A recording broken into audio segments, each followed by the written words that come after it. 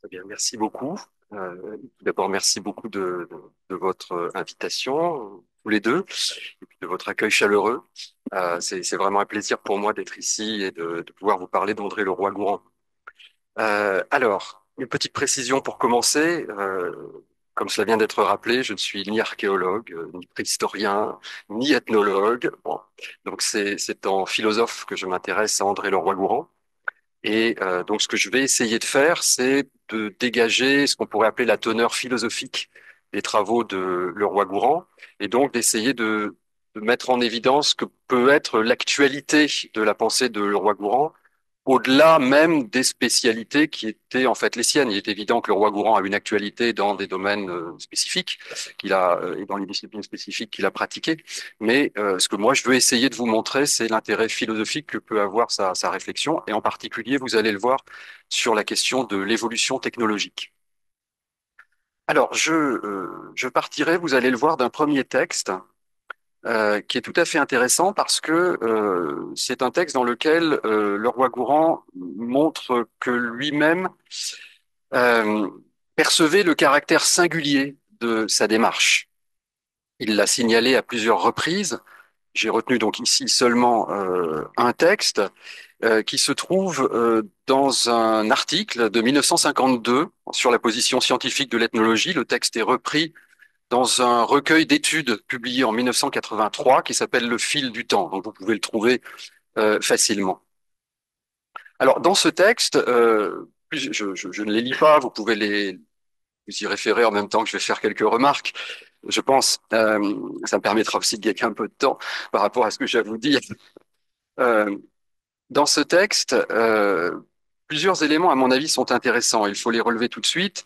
D'abord, il souligne explicitement la difficulté qu'il rencontre à identifier le type de travail qu'il mène, et donc, c'est-à-dire à classer dans une discipline reconnue le type de travail qu'il essaie de mener. Deuxième point, il, il indique quand même très vite que le type de travail qu'il fait relève de ce qu'on appelle l'ethnologie, mais vous le remarquerez de façon très étrange, puisque le roi Gourand dit, je rappelle ligne 2, hein, je dis seulement avoir senti que ce travail était ethnologique, le travail qu'il mène était ethnologique, il l'a senti.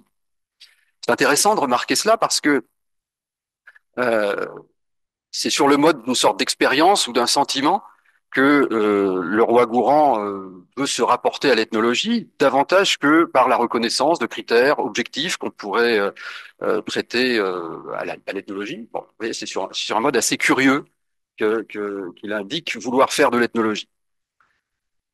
Troisième point, et ça sera le plus important pour commencer, il insiste dans le petit passage que je vous ai indiqué sur une dimension tout à fait singulière de son projet, il oppose, pardon, une sorte d'étude qui a d'abord sa préférence, celle des activités qui relèvent de la main, à l'étude du fait social, que d'autres, dit-il, privilégient. Et en même temps, le roi Gourand l'indique clairement, ça ne le conduit évidemment pas à refuser l'étude du fait social, ça n'aurait pas de sens bien sûr. Il s'agit au contraire pour lui de retrouver l'étude du fait social, mais à partir d'un autre point de vue ou à partir d'un autre point de départ. Il indique clairement, vous le voyez, que en partant des produits manufacturés, dit-il, et de leurs techniques de production, on est amené à envisager d'autres problèmes et d'autres dimensions de l'homme, biologique et sociale en particulier. La technologie, dans ce passage, est mentionnée comme un élément important de son projet. Il indique qu'elle n'est pas suffisante pour mener une étude complète de l'homme, mais qu'elle est pourtant le point de départ indispensable de cette étude. Alors autrement dit, vous voyez, le texte, à mon avis, est très riche pour constituer le point de départ de notre réflexion. La technologie y joue d'emblée un rôle central. Elle permet de saisir, pour le roi Gourand, comment l'homme entre en contact avec la matière, comment il use de son corps et de ses organes pour agir sur elle. Mais la technologie ouvre la voie à une étude plus large de l'homme, puisqu'elle trace des lignes de perspective, c'est l'expression qu'il utilise dans le passage, vers d'autres dimensions du fait humain, qui ne sont donc pas simplement physiques, biologiques ou mécaniques. La technologie n'est donc pas pour le roi Gourand simplement une branche de l'ethnologie, elle en est d'une certaine manière le fil conducteur ou le principe, puisque c'est à partir d'elle que le roi Gourand espère retrouver progressivement la totalité du fait humain.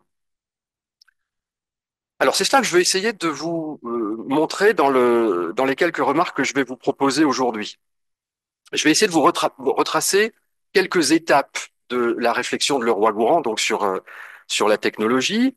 Et à partir de cela, je vais essayer de faire apparaître ce que sont, me semble-t-il, les caractéristiques fondamentales du projet ethnologique, tel que Leroi-Gourhan le conçoit. Alors, je procéderai très simplement, puisque je vais en fait vous parler des deux grandes œuvres de Leroi-Gourhan, qui sont les œuvres théoriques. Dans un premier temps, l'ouvrage qui s'appelle Évolution et technique, paru en deux tomes, en 1943 et 1945, et dans un deuxième temps, Le geste et la parole, paru en 1964 et 1965. Ce sont les deux grands textes théoriques de Leroi-Gourhan, où il précise sa position sur ces différentes questions. Quelques remarques d'abord pour situer un petit peu le premier ouvrage, Évolution et technique. L'ouvrage, si vous le regardez un peu de plus près, est essentiellement consacré à faire une sorte de recensement des différents moyens d'action sur la matière, des différents types de transport, d'objets, de personnes, des types de fabrication d'outils. Mais les deux derniers chapitres de l'ouvrage, donc dans le second tome, se distinguent clairement de tous ces textes précédents, puisqu'ils tentent de fournir le cadre théorique pour penser l'évolution des techniques. Alors ce sont ces deux derniers chapitres qui vont plus particulièrement m'intéresser. Je rappelle que Leroi-Gourhan considérait que la technologie peut emprunter trois formes. Première forme, l'étude des outils elles-mêmes. Deuxième forme, l'étude des techniques, ce qui n'est pas la même chose, c'est-à-dire des procédés utilisés pour produire les outils et pour en faire usage. Et enfin, troisième point, ou troisième forme donc, l'étude de la place de la technique à l'intérieur des sociétés où elle apparaît et où elle se développe. Les deux premiers volumes donc, qui vont m'intéresser ici, d'évolution et technique, étudient essentiellement les deux premières formes de technologie, mais laissent de côté assez clairement la troisième dimension. Comme je vais essayer de vous le montrer, cette troisième dimension, Leroi-Gourhan va la récupérer, si j'ose dire, dans le deuxième volume, Le geste et la parole, où là, il va tenter de proposer une analyse complète du fait technologique en prenant en compte les trois formes possibles. Je me permets quand même de rappeler aussi que Leroi-Gourhan, lorsqu'il publie Évolution et technique, n'en est pas à sa première tentative. Il avait déjà publié en 1936 dans, dans l'Encyclopédie française un projet dirigé par Lucien Febvre, euh, un long article qui recensait déjà ou qui essayait déjà de recenser les différents types d'outils et de techniques. Euh, il va essayer ensuite d'étudier de façon plus longue dans Évolution et technique. Cependant, ce qui l'intéresse, et j'y insiste avant de commencer, ce n'est pas seulement de faire une sorte de typologie. Comme le titre l'indique, Leroi-Gourhan veut essayer de comprendre l'évolution technologique. C'est-à-dire qu'il s'agit de comprendre comment apparaissent des techniques nouvelles ou comment apparaissent des outils nouveaux à l'intérieur d'un groupe ethnique donné. Groupe ethnique, c'est l'expression qu'utilise Leroi-Gourhan.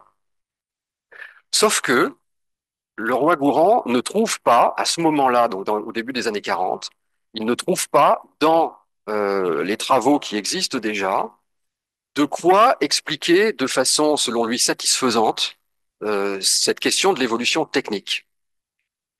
Et donc, il estime nécessaire d'aller chercher ailleurs les outils théoriques, les outils conceptuels qu'on pourrait mobiliser pour essayer de penser cette évolution technique. C'est l'objet du texte numéro 2 que vous avez ici. C'est une lettre de 1940 dans laquelle Leroi-Gourhan fait clairement donc allusion à cette difficulté, où il indique donc que contrairement à l'ethnologie qui a tendance à se disperser, dit-il, en spécialités de plus en plus nombreuses et à n'envisager les problèmes que sous l'angle propre à chacune d'elles, la philosophie, dit-il, elle, offre l'avantage de proposer un regard général sur le phénomène humain et son évolution. Autrement dit, si on veut nourrir une sorte d'approche évolutionniste du fait technologique, il va falloir aller, pas seulement bien sûr, et peut-être momentanément, mais explorer d'autres disciplines, pardon, pour trouver les outils théoriques que l'on pourrait utilisés euh, à profit. En fait, c'est dans la philosophie d'Henri Bergson que le roi Gourand va aller chercher ces outils théoriques. Il va trouver notamment dans un texte de 1907, un des grands textes de Bergson, l'évolution créatrice, il va trouver notamment certains concepts qu'il va réutiliser et auxquels il va donner un sens original. En particulier, la notion de tendance est présente dans l'évolution créatrice couplée à la notion de milieu, vous allez voir, le roi Gourand va tenter de proposer un dispositif théorique pour tenter de comprendre l'évolution technologique. Alors, je vais d'abord essayer de vous expliquer ce dispositif théorique en regardant d'abord le sens des deux concepts principaux, milieu, tendance. Je commence par la notion de milieu parce que c'est celle qui pose le moins de problèmes. Vous allez voir, la notion de tendance pose, à mon sens, des difficultés importantes sur lesquelles on pourra peut-être revenir ensuite. Qu'est-ce que la notion de milieu? Il y a deux types de milieux, dit le roi Gourand. Un milieu intérieur et un milieu extérieur. Le milieu extérieur, c'est, je cite, le milieu géographique, le milieu climatique, le milieu animal, le milieu végétal, dans lequel un groupe ethnique se trouve pris ou auquel il est confronté. Ce ne sont pas seulement les éléments naturels, cependant,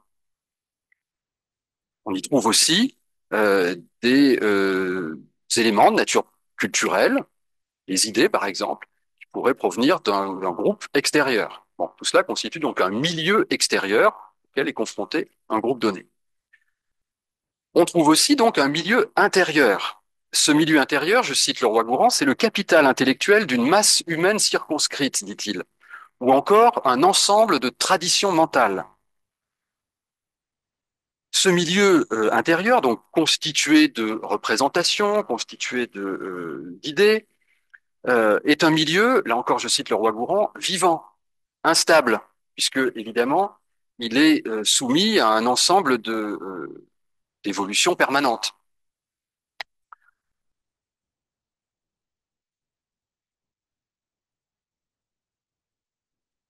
Alors, voilà donc pour la notion de milieu. Je n'insiste pas davantage. Regardons maintenant plutôt la notion de tendance. Elle est plus difficile, comme je vous l'indiquais, d'autant plus que le roi Gourand, au fond, s'explique assez vite sur cette notion. Ça se trouve au début du premier volume d'Évolution et technique. La tendance, dit-il, a un caractère inévitable. Elle est donc conçue sous la forme d'une poussée qui se prolonge en outils et en technique. Et le roi Gourand donne les exemples suivants. Il existe, dit-il, une tendance à prolonger l'usage que vous faites d'un silex, par exemple, avec la main, hein, tout simplement, donc à le prolonger par la conception et l'utilisation d'un outil qui serait doté d'un manche. Il existe une tendance à doter de roues, dit-il, je cite, un ballot traîné sur deux perches. Troisième exemple, il existe une tendance à doter notre corps de vêtements et de parures. Quatrième et dernier exemple, il existe une tendance, lorsqu'on essaye d'élever un mur, à concevoir des outils pour pouvoir lever à la fois plus facilement, plus vite et à une hauteur plus importante les éléments qu'on utilise pour la construction. Donc il y a une tendance à la découverte du levier, dit-il, et du palan. Bon.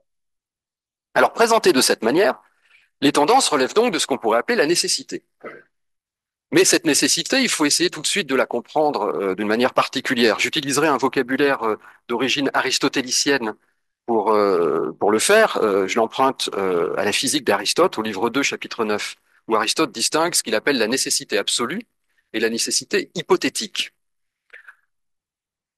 La tendance à l'apparition de certains outils, à l'apparition de certains procédés, ne se réalise en fait pour le roi Gourand que si certaines données matérielles sont réunies.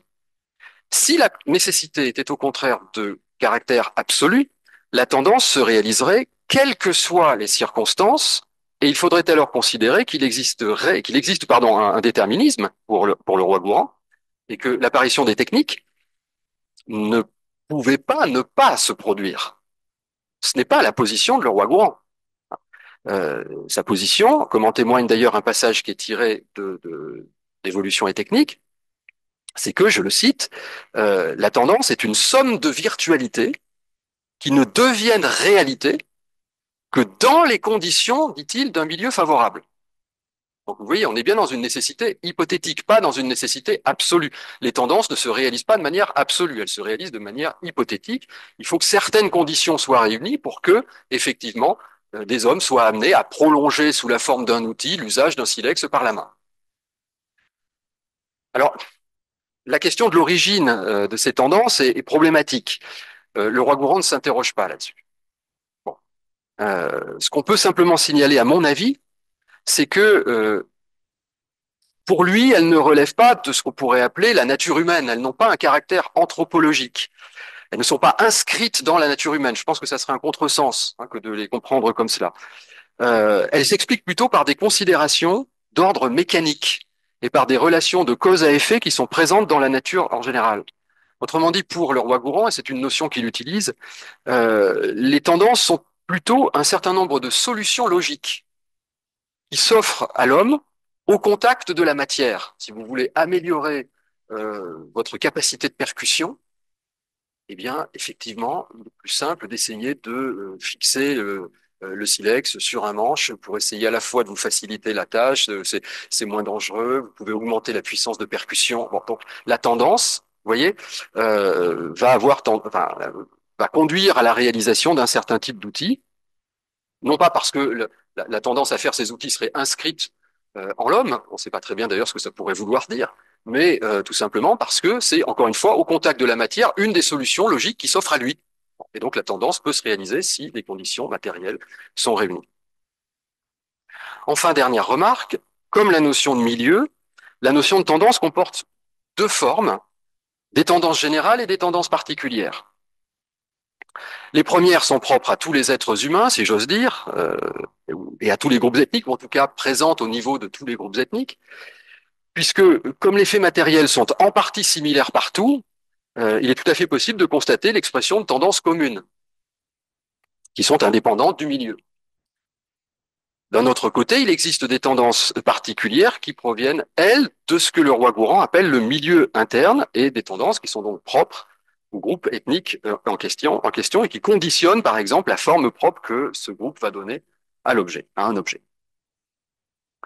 Alors, voilà donc les concepts importants que le roi Gourand mobilise. Maintenant, essayons de les mobiliser pour comprendre la manière dont il s'en sert. Si vous voulez expliquer l'apparition et le développement d'outils et de techniques, vous allez donc vous concentrer sur ce que le roi Gourand appelle des faits. Vous allez isoler un certain type de faits et vous allez essayer de le comprendre à partir des concepts qu'on vient de mobiliser. Alors, exemple, dit le roi Gourand, je le lui emprunte, hein, imaginons qu'on veuille essayer de comprendre ce qu'il appelle le fait forge. Le fait forge, c'est l'apparition de la forge dans un groupe ethnique donné, dit-il. Bon. Qu'est-ce que vous allez faire? euh, Vous allez essayer de montrer comment des tendances ont pu se matérialiser à travers à la fois un milieu intérieur donné, c'est-à-dire il faut prendre en compte euh, l'état du groupe ethnique à l'intérieur duquel le fait apparaît, donc on va essayer de comprendre quelles étaient les caractéristiques de ce milieu intérieur, mais en même temps, on va essayer de comprendre comment les tendances vont se matérialiser euh, sur un milieu extérieur. C'est-à-dire quelles sont les données matérielles qui existaient et lorsque le fait forge, hein, l'apparition de l'industrie métallurgique, pour parler aussi comme le roi Gourand, a pu se produire dans ce contexte-là. Alors, l'explication peut se situer à différents niveaux. Je suis obligé d'aller très vite, vous m'en excuserez. Le roi Gourand distingue ce qu'il appelle des degrés du fait. Ça signifie que vous pouvez vous situer à un premier niveau. Alors, je prends moi-même un exemple. Hein. Si on veut comprendre l'apparition, par exemple, d'un outil comme le marteau, je peux le faire à un premier degré, c'est-à-dire on peut imaginer que la tendance s'est prolongée et a poussé les individus à essayer d'accrocher donc un galet ou un objet de cette nature-là sur un simple bout de bois, vous essayez de le fixer et vous obtenez l'équivalent d'un marteau sous une forme, pour commencer, assez rudimentaire. À ce niveau-là, le fait correspond à peu près à la fonction. Maintenant, vous allez pouvoir vous situer à des degrés beaucoup plus complexes, puisque très vite, on va donner des formes différentes aux manches, à la fois pour des raisons d'efficacité, mais aussi pour des raisons de style qui correspondent justement caractéristiques du milieu intérieur. Chaque milieu intérieur, évidemment, possède des caractéristiques qui peuvent amener à donner des formes particulières, des styles différents à l'objet en question. Et donc là, vous allez vous situer à des degrés différents de l'explication du fait. Je vous ai indiqué dans un texte, le texte numéro 3, le résumé de toute cette analyse. Je me suis permis de le faire parce que c'est le roi Gourand lui-même qui le fait. Je ne l'ai, alors quand j'ai repris le texte, je ne l'ai pas placé en italique, mais le roi Gourand le fait dans l'ouvrage en question. Donc c'est quand même très intéressant parce que ça veut dire qu'il insiste lui-même sur la valeur de ce paragraphe où il essaye de résumer l'ensemble de son analyse de façon assez synthétique. Donc c'est un texte qui peut être, à mon avis, assez utile. Alors, je termine par une dernière petite remarque sur ce point. Vous voyez que dans l'explication de Leroy-Gourand, le milieu intérieur joue un rôle tout à fait essentiel en réalité. Les faits matériels, dit Leroy-Gourand, sont comme la matérialisation, dit-il, d'une série interne, constituée donc de tendances, sur une série externe, le milieu extérieur, à travers une masse personnalisée, pardon, vivante et consciente, qui est le milieu intérieur. Donc le milieu intérieur fonctionne comme un prisme à travers lequel donc les tendances, qu'elles soient générales ou particulières, viennent se réfracter pour donner naissance donc sur un milieu extérieur donné à des types d'objets, à des types de techniques, à des types d'outils. Alors voilà pour la présentation. Je voudrais maintenant essayer de vous présenter une hypothèse à propos de de ce dispositif théorique. Comme je vous l'ai indiqué pour commencer, pardon, Leroy-Gourand le conçoit pour expliquer quelque chose qui, à son avis et à son époque, n'a pas été expliqué de façon satisfaisante. C'est le problème de l'évolution technologique. Comment apparaissent des types d'objets ou des types de techniques. Bon. À mon avis, Leroy-Gourand a un autre objectif dans l'ouvrage, qui est beaucoup plus polémique. Je pense que Leroy-Gourand cherche à combattre une forme d'explication de l'évolution technologique qui ne lui convient pas. Cette forme d'explication, il ne lui donne pas de nom, mais il utilise un terme à plusieurs reprises. Et je me suis permis d'utiliser ce terme-là pour essayer de nommer le type d'explication qui lui paraît problématique. Je l'appellerai, donc par commodité, explication diffusionniste, parce que il utilise le terme de diffusion à plusieurs reprises. Le diffusionnisme, c'est l'idée selon laquelle, si l'on veut expliquer l'évolution technologique, on insistera d'abord et surtout sur les phénomènes d'emprunt et de contact à des groupes ethniques différents. Leroy-Gourand ne refuse pas ce type d'explication. Simplement, vous allez le voir, il la trouve insuffisante. Que lui reproche-t-il? Premièrement, de n'étudier l'évolution technique que sous l'angle des échanges et des contacts, en oubliant l'étude des faits qui relèvent du milieu interne et de son action propre, mais en oubliant aussi l'existence des tendances générales qui conduisent à la production de formes communes d'objets. C'est l'intérêt des concepts dont je vous ai parlé tout à l'heure. On voit bien qu'ils conduisent effectivement à pouvoir proposer une explication du fait technologique sans passer nécessairement par l'emprunt ou par le contact. On peut partir de ce qui est présent à l'intérieur d'un groupe ethnique donné pour expliquer l'apparition d'un objet, pour expliquer l'innovation technologique. On n'est pas obligé de supposer l'emprunt ou le contact. Deuxième remarque, Leroy-Gourand explique que l'erreur des diffusionnistes, si on peut les appeler comme cela, c'est de ne pas voir que l'emprunt ou le contact, au fond, ne conduit pas à une explication absolument satisfaisante. Pour la raison suivante, c'est que quand vous empruntez un objet, quand vous empruntez une technique, de toute façon, on en revient au concept que j'ai exposé au départ, de toute façon, ils vont passer par le milieu intérieur du groupe. Et donc, ils vont faire l'objet d'une modification quasi immédiate. Donc, dit Leroy-Gourand, en fait, il est très difficile de distinguer ce qui relève de l'emprunt ou ce qui relève de l'innovation propre à un groupe. Ça ne veut pas dire que ça n'existe pas, mais ça veut dire que ethnologiquement, c'est très difficile à faire parce que très rapidement à l'intérieur du groupe ethnique donné, l'objet va perdre certaines des caractéristiques qu'il avait au moment où il était emprunté.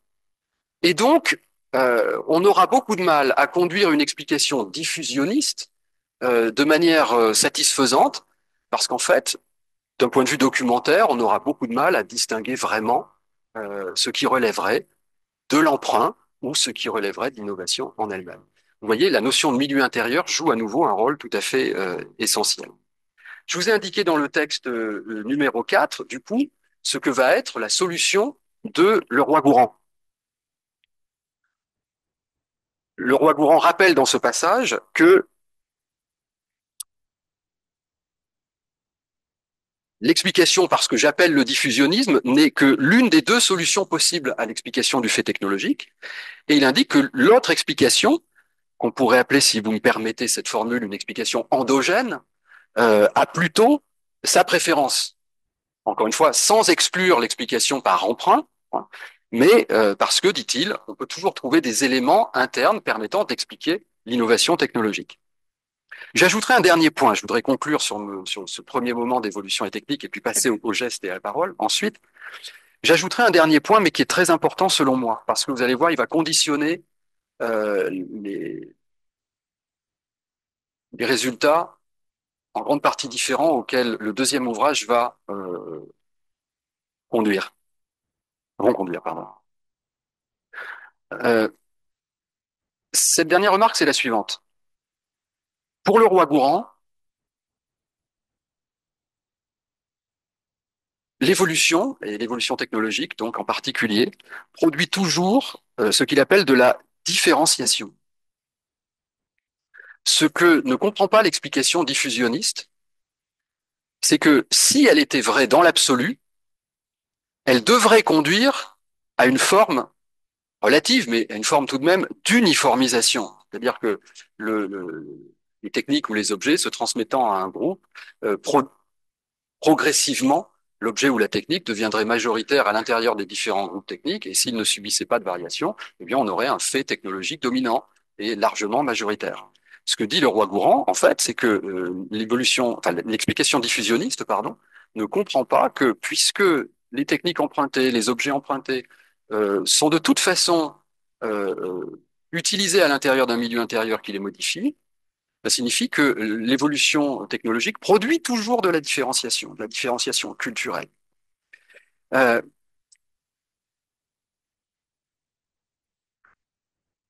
je vous renvoie au texte numéro 5 sur ce point, qui est tout à fait explicite, hein, où Leroi-Gourhan le précise clairement. Je conclurai donc sur cette première analyse en relevant une formule de Leroi-Gourhan qui m'a paru tout à fait étonnante. À la fin d'Évolution et technique, Leroi-Gourhan dit ceci, la formule est tout à fait frappante, hein. Le nivellement, s'il doit se produire un jour, n'est annoncé par aucun signe. Le nivellement culturel, l'uniformisation des formes, des techniques, etc. Vous voyez, s'il doit se produire un jour, n'est annoncé par aucun signe, hein. Tout simplement parce que, vous comprenez, l'évolution technologique produisant toujours de la différenciation, il n'y a aucune raison que l'humanité, dans son, comment dire, dans son histoire, s'oriente vers une forme d'uniformisation culturelle. C'est en tout cas la conclusion à laquelle parvient Leroi-Gourhan dans ce premier texte. Et cette conclusion plutôt optimiste, vous allez voir que 20 ans plus tard, ce n'est plus celle de Leroi-Gourhan. Il a clairement changé d'avis dans le geste et la parole. Et je vais essayer de vous montrer pourquoi il a changé d'avis et quels sont les phénomènes nouveaux qu'il intègre désormais à son analyse et qui le conduisent à une conclusion en grande partie différente. Alors, comme je vous le disais, ce qui l'amène en fait à modifier son point de vue, c'est que il va prendre en compte désormais, davantage qu'il ne l'avait fait dans Évolution et technique, la troisième forme de technologie qu'il avait lui-même distinguée, c'est-à-dire l'étude de la technologie euh, à l'intérieur des sociétés dans lesquelles cette technologie prend place. Alors, je vais essayer de procéder un petit peu de la même manière. J'essaye très très vite de vous restituer le dispositif théorique de l'ouvrage. Leroi-Gourhan part d'une analyse paléontologique dans le geste et la parole, ce qu'il ne fait pas, ou assez peu encore, dans évolution et technique. Et vous allez voir que ce point de départ a des conséquences tout à fait considérables sur les analyses qu'il va mener. Je rappelle que, selon Leroi-Gourhan, si l'on veut identifier paléontologiquement l'origine de l'homme, il faut que trois facteurs concomitants soient présents. Premièrement, le passage à la station debout, donc la verticalisation. Deuxièmement, la modification de la face du crâne, le raccourcissement de la face du crâne et sa verticalisation, là aussi. Et enfin, troisièmement, la libération de la main, notamment lors de la locomotion. Si ces trois faits sont réunis, on peut considérer, dit le roi Gourand, qu'on voit apparaître à ce moment-là des formes euh, d'hominidés, peut-être on pourrait dire les choses comme ça, d'archanthropien, c'est une des formules utilisées aussi par le roi Gourand. Alors, ce qui est important dans l'analyse de le roi Gourand, c'est le point suivant. Il existe selon lui un rapport constitutif entre deux faits. Ce qu'on peut appeler d'un côté la libération de la face et ce que l'on peut appeler de l'autre la libération du membre antérieur, c'est-à-dire ici de la main. J'essaie de vous expliquer ça très vite. La libération de la face, qu'est-ce que c'est la libération de la face? Eh bien, c'est le fait que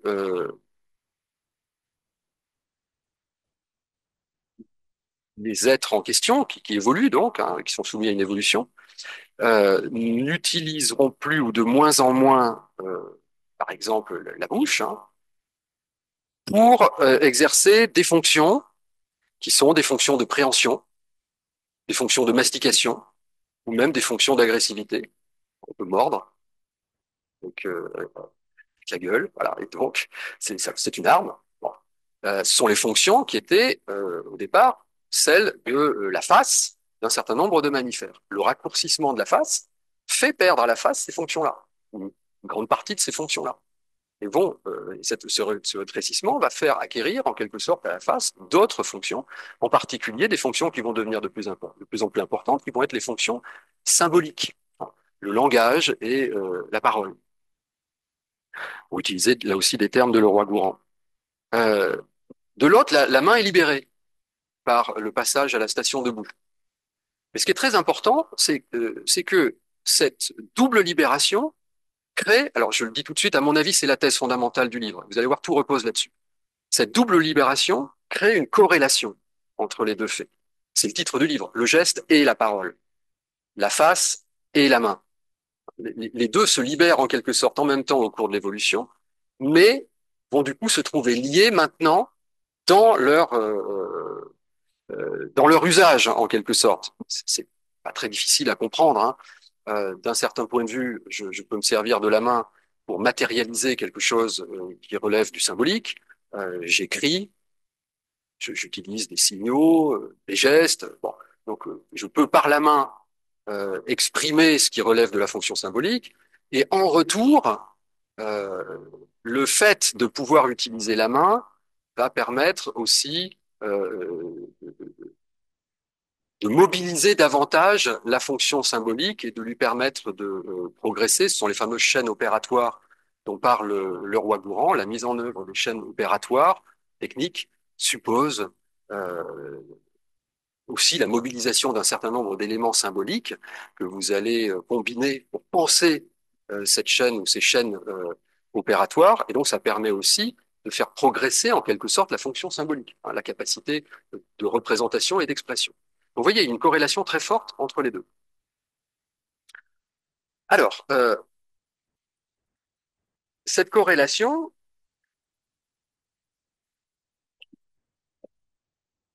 qui est constitutive donc pour le roi Gourand de l'apparition de l'être humain, elle est liée à quelque chose qui est positif. Puisque le roi Gourand constate dans le même temps que, au cours de l'évolution, le cerveau humain n'a pas abouti à des formes de spécialisation fortes. Ce qui est frappant, dit-il, dans le cadre de cette évolution, c'est que contrairement à beaucoup d'autres êtres vivants, les fonctions cérébrales de l'être humain lui permettent de garder une très grande plasticité, capable d'exercer des fonctions très différentes. Et il ne s'est pas trouvé au cours de l'évolution, il ne s'est pas trouvé spécialisé à des fonctions données. Ça amène le roi Gourand, dans un certain nombre de textes, un petit peu antérieurs à l'ouvrage dont je vous parle, Le geste et la parole, à se montrer encore assez optimiste. C'est le cas en 1960 l'article qui s'appelle L'illusion technologique, où euh, le roi Gourand insiste sur le point que je viens de vous rappeler, et il en déduit que de cette manière-là, il n'y a pas à être inquiet plus que cela, inquiet outre mesure, par un certain nombre de réflexions. Les années 50 et les années 60, hein, c'est quand même le moment où, euh, dans le domaine philosophique en particulier, je vous le rappelle, il y a une très forte critique de la technologie, qui vient d'un côté des points de vue marxistes, mais qui vient de l'autre, dans la philosophie, de la phénoménologie. Depuis Husserl et Heidegger, il est très fréquent de se livrer à cette critique de la technique. Donc, le roi Gourand a une position qui reste un petit peu différente dans ce contexte-là, puisque vous voyez dans cet article, il a tendance à considérer qu'il n'y a pas à être inquiet particulièrement, puisque après tout, les données anthropologiques dont nous disposons montrent que l'être humain peut encore exercer des fonctions très différentes et qu'il n'est pas menacé par une forme d'uniformisation. Euh, j'ai relevé une formule, là encore, que je trouve tout à fait extraordinaire dans cet article. Voici ce qu'il dit. Sur ce point, la tranquillité est complète.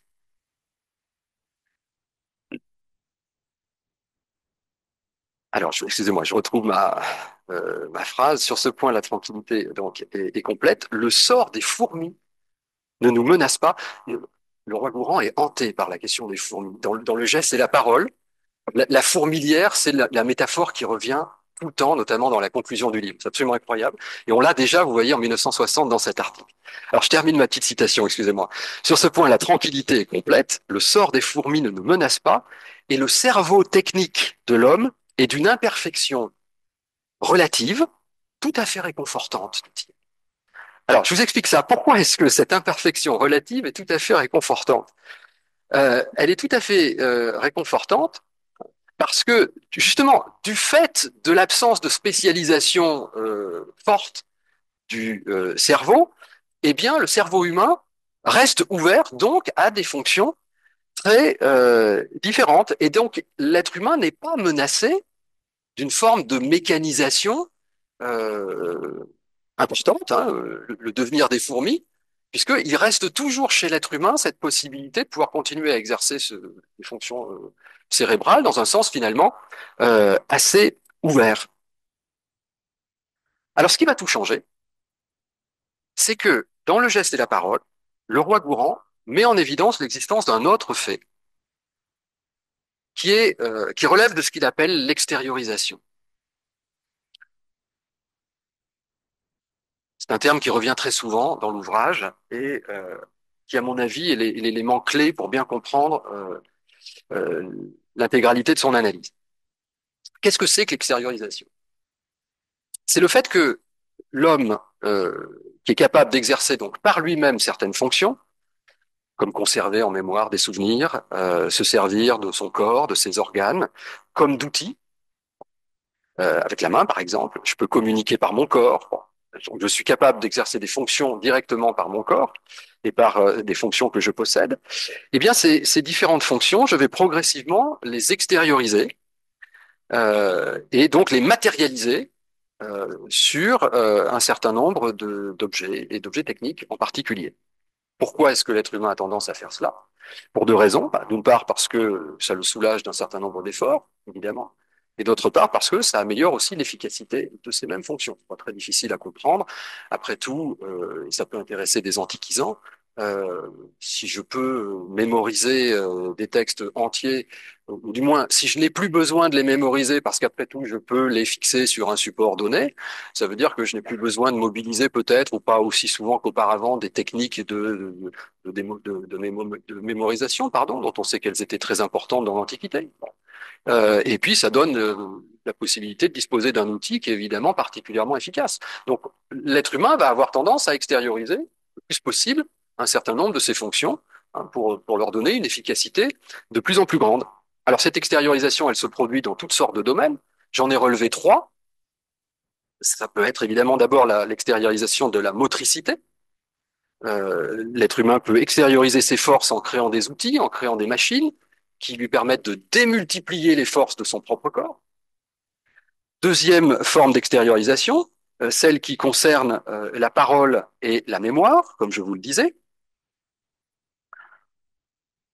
Et puis troisième forme d'extériorisation, celle que le roi Gourand appelle esthétique, au sens large, euh, les vêtements, les parures, les gestes qu'on exécute soi-même et que progressivement on peut faire exécuter par d'autres. Il s'est beaucoup intéressé dans le geste et la parole à la question de la danse, par exemple. Je peux danser moi-même, mais je peux aussi prendre plaisir à regarder de la danse exécutée par d'autres. Et là, il y a une forme d'extériorisation, parce que je ne danse plus, je ne participe plus nécessairement à cette forme de danse, je peux en devenir le spectateur. J'ai extériorisé, ou la société a extériorisé d'une certaine manière, un ensemble de gestes ritualisés auxquels je peux participer ou ne plus participer. Bon. Alors, cette extériorisation, elle a des effets évidemment positifs, hein, comme j'ai essayé de vous l'indiquer, et il ne saurait être question d'en faire le procès euh, au sens premier du terme.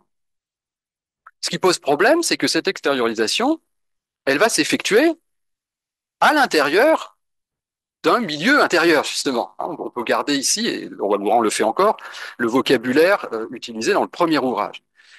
Et autrement dit, à l'intérieur du corps social, le phénomène de l'extériorisation va aboutir à des conséquences inquiétantes. Certaines d'entre elles sont les suivantes. Euh, Division du travail entre concepteurs et exécutants. Tout le monde ne conçoit pas des objets techniques à valeur ajoutée de plus en plus importante. Et nous nous trouvons tous, je crois, maintenant confrontés à ce problème-là. C'est-à-dire nous devenons des exécutants ou des usagers de techniques conçues par d'autres que nous ne comprenons pas, en fait. Donc il se produit une espèce de division entre concepteurs et exécutants. Évidemment, tous les phénomènes bien connus maintenant, étudiés depuis longtemps, de mécanisation du travail, de morcellement mécanique du travail par l'utilisation de la machine, bon, etc. Mais ce n'est pas cela, en fait, qui intéresse particulièrement le roi Gourand. Ce qui l'intéresse, c'est un autre phénomène. Et c'est cela qui, à mon avis, va être la thèse essentielle de ce deuxième ouvrage. Je vous avais indiqué pour commencer qu'il existe une forme de corrélation, donc très forte, entre la main et la face, entre le geste et la parole. Or, selon le roi Gourand, le caractère grandissant de l'extériorisation et de ses effets sociaux en viennent en réalité à menacer désormais cette corrélation dont on a vu qu'elle était constitutive pour le roi Gourand de l'humanité. Plus l'homme dispose d'outils et de machines, plus celles-ci d'ailleurs sont construites par d'autres, très peu nombreux en fait, moins les individus sont amenés à mobiliser leurs facultés motrices et conjointement leurs facultés symboliques, la main d'un côté, le langage et la pensée de l'autre, pour élaborer eux-mêmes des objets de nature technique.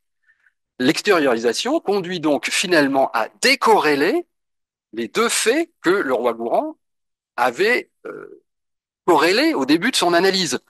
L'homme se sert en fait de moins en moins de sa main, et se servant de moins en moins de sa main, ça ne veut pas dire que la fonction symbolique disparaît, mais ça veut dire qu'elle va subsister sous une forme qui sera moins liée en quelque sorte à l'usage de la main. C'est le dernier texte que je vous avais proposé, le texte numéro 6, qui est vraiment un très beau texte. Je crois que j'ai plus beaucoup de temps, donc il faut vraiment que j'essaie d'aller très vite. Ça va? Bon. Euh, c'est un très beau texte parce que, notamment dans le deuxième paragraphe, il y a deux aspects qui m'intéressent beaucoup. Euh, Premièrement, euh, ce paragraphe, il résume sous une forme saisissante d'abord le lien constitutif que le roi Gourand avait essayé de mettre en évidence entre donc l'usage de la main et les capacités symboliques, puisque c'est vers la fin du texte. Hein, il ose cette formule que je trouve extraordinaire. Hein, au fond, qu'est-ce que c'est qu'un être humain? C'est quelqu'un qui sait penser avec ses doigts, penser avec ses 10 doigts. Voilà. Fonction symbolique, usage de la main et les deux en corrélation. Voilà. Penser avec ses 10 doigts. Ça fait partie des choses que j'aime beaucoup moi, chez le roi Gourand. C'est ces formules un peu surprenantes, mais qui sont très très suggestives. Euh, Deuxième remarque, c'est une remarque qui est liée à la dernière expression du texte, qui résume tout. Il existe à l'échelle, dit le roi Gourand, des individus, sinon à l'échelle de l'espèce, dès à présent un problème de la régression de la main. Voilà, la formule, là encore, est capitale. La régression de la main. Il parle un petit peu plus loin, d'ailleurs, je ne l'ai pas cité ici dans le texte, d'une technicité désormais démanualisée, dit-il. Démanualisée. Alors, essayons de bien comprendre. Cette situation nouvelle n'est pas nécessairement un problème d'un point de vue collectif. Je crois que c'est très important de faire cette distinction. Pourquoi? Parce que d'un point de vue collectif, l'extériorisation, si vous me permettez de le dire trivialement, c'est très bien, puisque ça permet de donner en fait une plus grande rationalisation aux activités sociales, par exemple. Bon, donc d'un point de vue collectif, on pourrait imaginer que, après tout, l'extériorisation a des avantages. Le problème, dit le roi Gourand, c'est plutôt du point de vue individuel. C'est là que se pose la difficulté. Euh, parce que, et même qu'il y a un danger, là, le problème de la régression de la main. La formulation est claire. Pourquoi est-ce que c'est problématique? Eh bien parce que, comme je vous l'ai montré, la thèse de Leroy-Gourand, c'est que nous sommes fondamentalement des êtres techniques. La corrélation de la face et de la main, du geste et de la parole, c'est cela. Nous sommes fondamentalement des gestes des êtres techniques. Et nous n'existons que dans notre capacité à corréler les gestes et les formes de symbolisation au contact d'une matière extérieure, du milieu extérieur dont parlait Leroy-Gourand dans l'évolution et technique. Or, en fait, ce que nous sommes en train de subir, dit-il, c'est une perte de cette technicité au profit d'une autre technicité qui est la technicité extériorisée, et qui d'ailleurs paradoxalement trouve son origine dans la première technicité. Hein, mais cette deuxième technicité, du fait de l'extériorisation, nous fait perdre ce qui est la technicité première et qui est constitutive de l'être humain.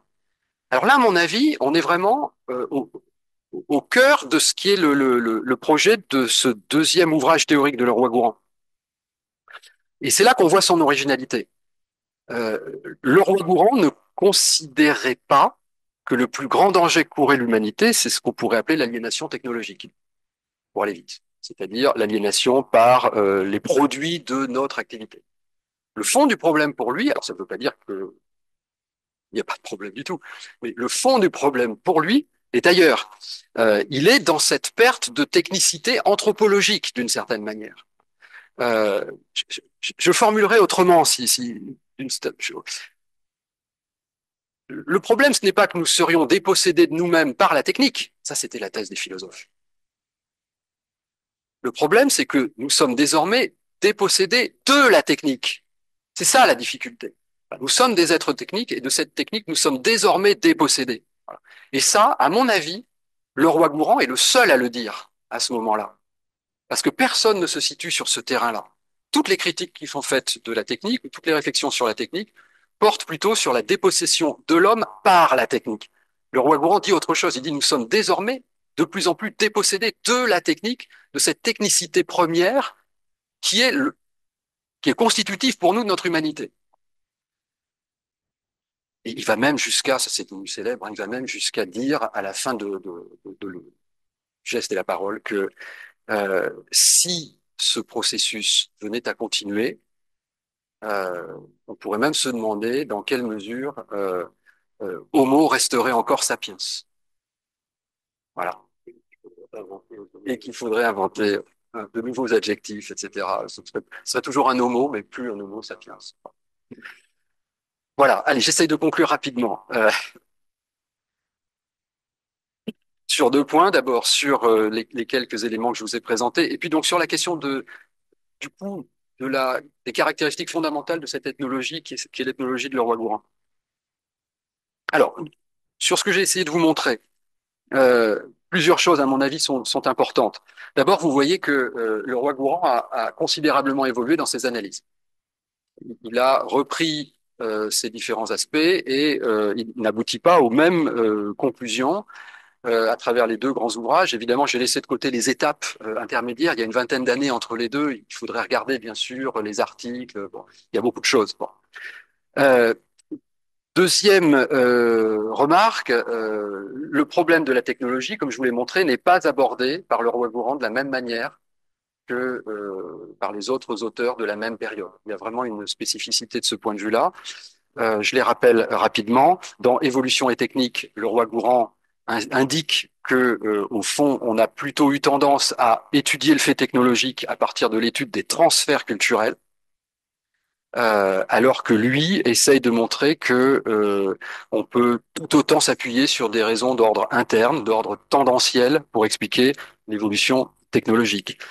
Dans le deuxième ouvrage, comme je viens d'essayer de vous le montrer, plutôt que de montrer les dangers sociaux du progrès technique, le roi Gourand préfère insister sur cette perte de technicité qui définit l'homme. Bon, donc vous voyez, il a une position originale dans les deux cas par rapport aux analyses qui sont proposées à son époque. Deuxième point pour conclure maintenant rapidement, qu'est-ce que tout cela nous apprend sur l'ethnologie qu'essaye de pratiquer le roi Gourand? Eh bien, il me semble que cette ethnologie, on pourrait la définir à partir de trois caractéristiques précises. Première caractéristique, l'ethnologie de Leroy Gourand est une ethnologie matérielle. C'est lui qui utilise cette expression. Et non pas simplement une ethnologie culturelle. Il le dit ouvertement dans Le geste et la parole, dans un passage où il parle de Lévi-Strauss, et il dit, Lévi-Strauss, lui, qu'est-ce qu'il fait? Il fait de l'anthropologie sociale. Et le roi Gourand dit, moi, je ne fais pas de l'anthropologie sociale, je fais une ethnologie matérielle. Et qu'est-ce que c'est que faire une ethnologie matérielle? Vous l'avez vu, c'est partir du fait technologique, comprendre comment le fait technologique surgit à partir de milieux intérieurs ou extérieurs. C'est aussi accepter de partir des données physiologiques fondamentales de l'être humain, comprendre notamment la corrélation de la main et de la face, l'usage de la main. Bon. Donc c'est pour ça qu'il fait une ethnologie qui lui paraît être d'abord une ethnologie matérielle et pas simplement une ethnologie culturelle. Évidemment, c'est aussi une ethnologie culturelle. Simplement, cette ethnologie culturelle, il l'a rejoint, comme je vous le disais à partir du premier texte, il l'a rejoint à partir du point de vue matériel. Deuxième propriété, c'est une ethnologie totale, l'ethnologie de Leroy Gourand. Il le dit d'ailleurs à plusieurs reprises dans le geste et la parole, il y a une formule euh, où il indique que il veut comprendre le phénomène humain total. Phénomène humain total. Bon. Euh, Pourquoi ce projet est-il important? Pour deux raisons. D'abord parce que le roi Gourand connaît ses classiques. Il sait que c'est évidemment la position de Durkheim et celle de Marcel Mauss, dont il était le disciple. Ils n'ont cessé de dire qu'il fallait essayer d'étudier le fait social total. Et la réponse de Leroy Gourand, c'est de dire, si vous voulez étudier le fait social total, il faut l'étudier aussi d'un point de vue matériel. Et là, vous aurez un fait social total, c'est-à-dire un fait social ancré dans la culture matérielle des hommes. Et Leroy Gourand reproche à ses confrères de ne pas suffisamment faire cela. Donc le projet qui est celui de Durkheim, le projet qui est celui de Mauss, on ne peut le mener à son terme que si on accepte cette première dimension de l'ethnologie. Donc ethnologie totale parce que ethnologie matérielle en même temps que culturelle. Et puis, dernière caractéristique, l'ethnologie de Leroy Gourand est une ethnologie, à mon avis, prospective. Elle cherche systématiquement à dégager des tendances à l'œuvre dans l'histoire humaine et elle s'interroge, cette ethnologie, sans arrêt sur le devenir de l'homme. C'est flagrant dans les quelques euh, remarques que j'ai essayé de vous proposer, notamment dans le geste et la parole. Euh, Et le roi Gourand, d'ailleurs, le confirme dans un autre texte que je me permets de vous signaler pour terminer. C'est dans un volume de la prestigieuse collection de la Pléiade. C'est le volume consacré à l'ethnologie générale. Et on avait demandé à le roi Gourand de faire le dernier article qui s'appelle l'expérience technologique. Ethnologique, pardon, excusez-moi. L'expérience ethnologique. Et dans ce petit texte, ça fait 7 pages dans le volume en question, le roi Gourand explique que par l'ethnologie, il est tout à fait possible de proposer des solutions aux problèmes qui se posent à l'homme, parce que l'ethnologue est celui qui a une vision d'ensemble du devenir humain, en tout cas dans l'ethnologie qu'il conçoit. Il utilise d'ailleurs une belle formule, il dit on peut proposer des formules d'équilibre pour essayer de résoudre un certain nombre des problèmes qui se posent à l'homme en tenant compte des données de l'ethnologie, de ce que nous apprend cette ethnologie. Et cette ethnologie prospective, il l'appelle dans l'article, pardon, une ethnologie appliquée. C'est l'expression qu'il utilise. Voilà, l'ethnologie doit être et peut-être et doit être une ethnologie appliquée. Alors, je terminerai par là. Évidemment, ce qui serait intéressant, mais il y a des éléments disséminés à travers l'œuvre de Leroy-Mourant dans ce sens-là. Ce qui serait intéressant maintenant, c'est d'essayer de se demander quelles seraient ces solutions, quelles sont les formules d'équilibre auxquelles songe Leroy-Mourant et que l'ethnologie pourrait nous apporter pour résoudre un certain nombre des problèmes qui se posent à l'homme et que l'ethnologie donc est amenée à mettre en évidence. Voilà, je vous remercie de votre attention et je m'excuse un petit peu d'avoir été un petit peu long. Voilà, merci beaucoup.